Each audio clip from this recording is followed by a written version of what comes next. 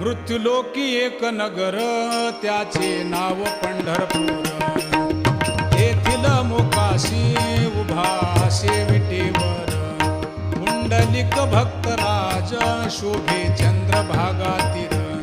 बोलती साधू संत जीवा वाटे हुरहुर.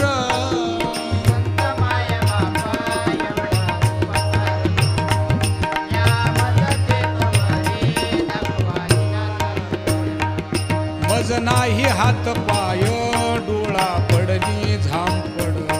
कर्ण हे बधीर झाले वाचा बोले बोबड.